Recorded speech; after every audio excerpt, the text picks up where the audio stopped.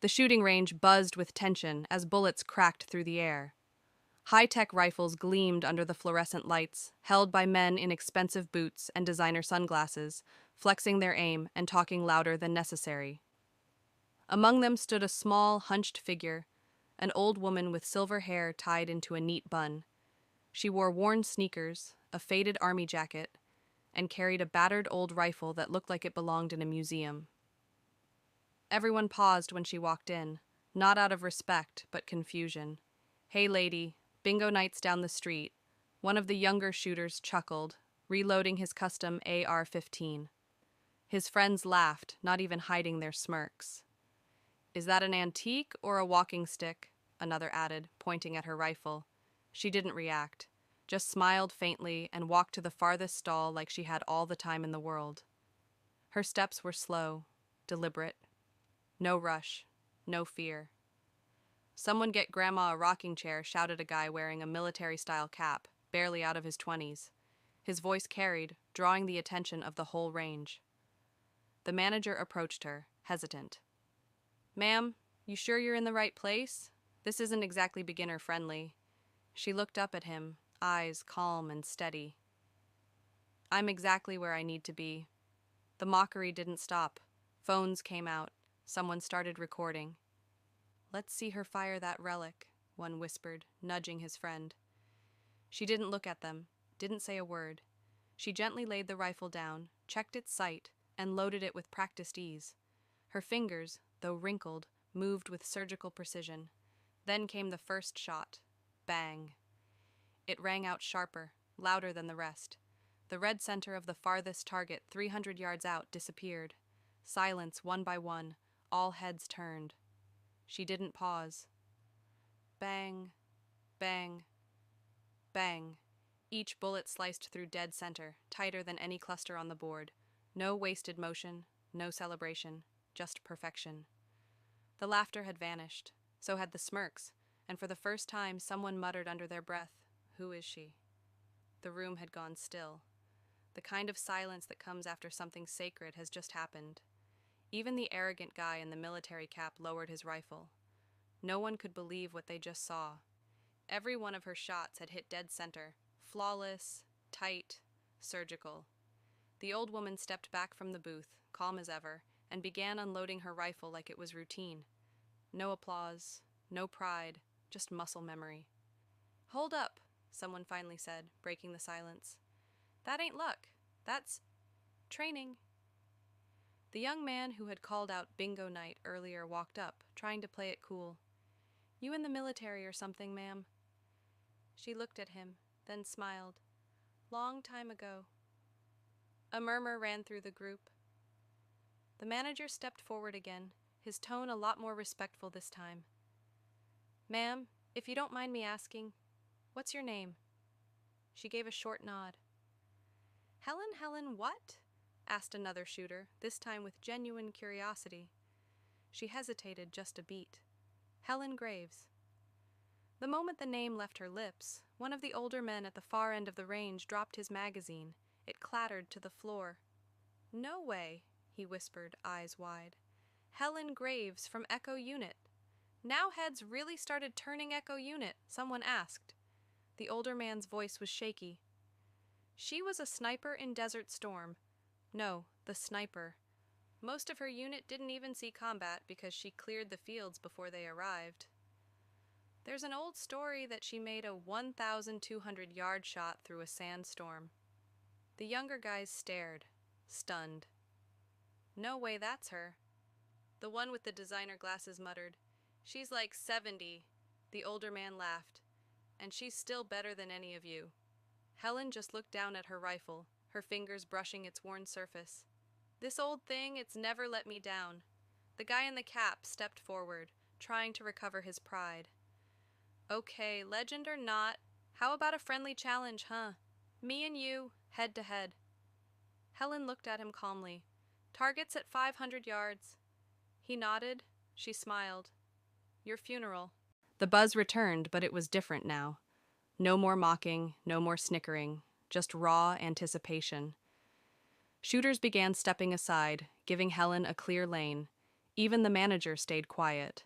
Watching like this was a historic event, targets were set at exactly 500 yards. Digital sensors would register accuracy to the tenth of a millimeter. It wasn't just a contest of speed, it was a test of true precision. The guy in the cap, everyone was calling him Chase, now adjusted his expensive scope. His rifle was a custom precision piece worth thousands. He dropped to prone position like he was posing for a photo shoot, taking deep, practiced breaths. Helen remained standing. "You don't want to lay down?" Chase asked, smirking slightly. She shook her head. "I don't need to." "All right," the range manager said. 10 shots each. Tightest grouping wins." Chase fired first. Crack, crack, crack. His shots were quick and sharp. He had skill, no doubt. The grouping on his digital screen started forming a solid, tight cluster just a few inches from the dead center. Applause broke out.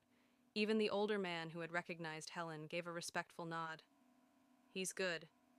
But then, Helen stepped forward. She didn't crouch, didn't kneel. She stood tall, the old rifle resting lightly in her hands, like it belonged there more than anywhere else in the world. She exhaled.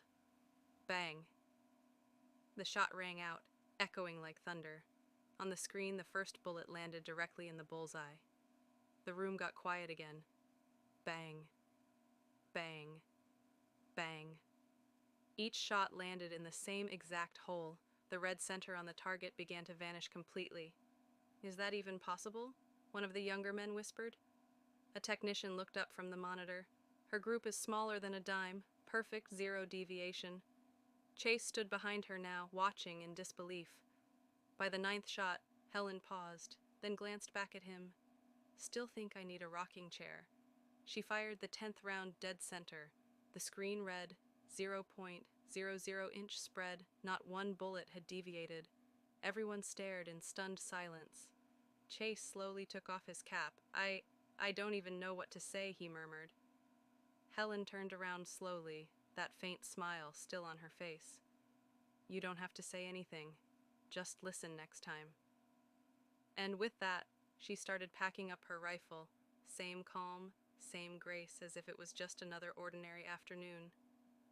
As Helen zipped up her old duffel bag, the shooting range still buzzed, but now it was with quiet reverence. Even the air felt different. No one dared speak too loudly.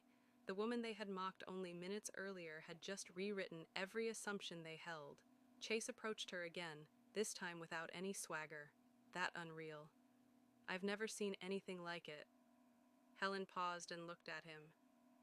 "Skill doesn't always come wrapped in youth, son. Sometimes it comes wrapped in wrinkles and stories no one bothered to ask about." He nodded, humbled. Can I ask where you learned to shoot like that?" Helen tilted her head, eyes narrowing slightly.